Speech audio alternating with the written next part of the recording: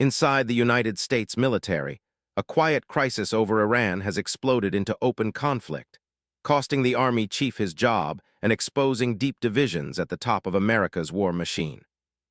What began as a campaign of pressure against Tehran has turned into a grinding confrontation, with rising casualties, damaged hardware, and a rank and file increasingly unconvinced by the mission.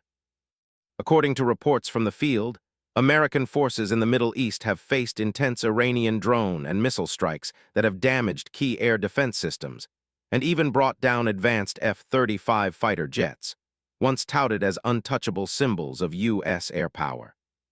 Troops have been forced to abandon several forward bases and relocate into civilian apartment blocks for cover, only to find that targeted attacks have followed them there as well. Fear, officials say privately, is seeping into one of the world's most powerful armies. At the heart of the turmoil is a bitter dispute over strategy.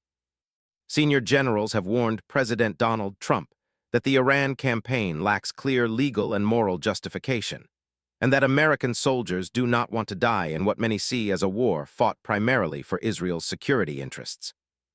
As losses mounted and dissent grew louder, Trump's defense team moved swiftly. In a dramatic shake-up, Defense Secretary Pete Hegseth dismissed Army Chief of Staff General Randy George, along with more than a dozen top commanders, and blocked promotions for several other senior officers. The purge has sent shockwaves through Washington and allied capitals. Traditional European partners are distancing themselves, drawing comparisons to the Iraq War and vowing not to be misled a second time. Leaders in France, Spain, Austria, and Ireland have either refused to support U.S. operations or publicly condemned Trump's threats to bomb Iran back into what he called a previous age.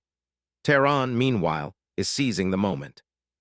Iranian officials insist they will keep the vital Strait of Hormuz effectively closed to American and Israeli interests, warning that they will push the conflict to the brink, if necessary, to remove what they call the shadow of war from the region.